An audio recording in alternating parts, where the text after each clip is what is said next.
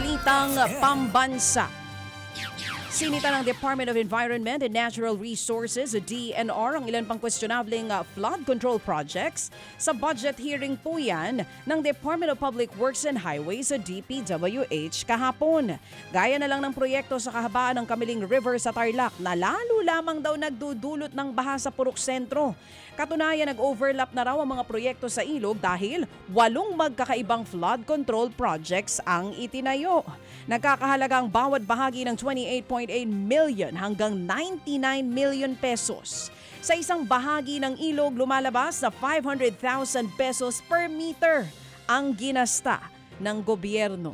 Grabe, sino kayang kontraktor nito? Samantala mga kapatid, sa iba pa pong mga balita, wala nang tsansang maging state witnesses ang mag-asawang Diskaya. Sa flood control scandal, yan po ay ayon mismo sa Office of the Ombudsman. Dahil daw yan sa desisyon ni Sara at Curly Diskaya na wag nang makipagtulungan sa investigasyon sa Independent Commission for Infrastructure o ICI. Ayon kay Assistant Ombudsman Nico Clavano, bilang prosecutor sa mga isasampang kaso, hindi nila kukuning state witnesses ang mga Diskaya. Tatanggalan din daw sila ng proteksyon. Ang dagdag pa ni Clavano, itutuloy din nila ang pagsasampa ng mga kaso laban sa mga Diskaya at padadalhan ng sabina ang mga ito. Kinumpirma naman ng Office of the Solicitor General na mayroon ng ilan pang susunod na ilalabas na freeze order ang Anti-Money Laundering Council o AMLAC sa mga sangkot sa flood control anomalies. Ayon kay Solgen Darlene Berberabe, may 3 pang parating na freeze order na ifa-file ang AMLAC. Pero hindi pa rin nila po pwedeng maisapubliko kung sino-sino ang saklaw nito. Aminado naman si Berberabe na hindi ganun kadaling bawiin ang mga nakaw na yaman ng mga tiwaling opisyal dahil kailangan ng maayos na case build-up at matiyak ang pagpili sa mga magiging state witness. Medyo nag-iingat sa case build-up kasi meron hong development katulad itong linggong lumipas. Di po ba nagkaroon ng plunder case against about the PIDA, Napoles, C.G. Reyes, and Juan Ponce Enrile. Tumagal, tapos acquitted. Kaya napakahalaga talaga na maisaayos ang case build-up.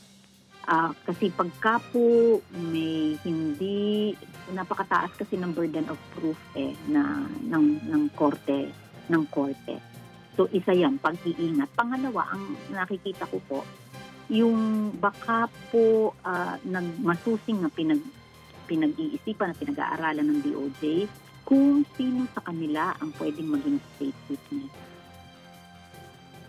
Yan nga po ang tinig ni Solicitor General Darlene Berberabe. True FM.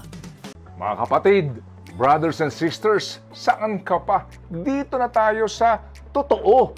Dito na tayo sa True FM. Mga kapatid, mag-subscribe and follow po kayo sa social media accounts ng True Network PH. Yan po kami, hanapin nyo lang True Network PH, Facebook, Instagram, YouTube, TikTok, and podcast.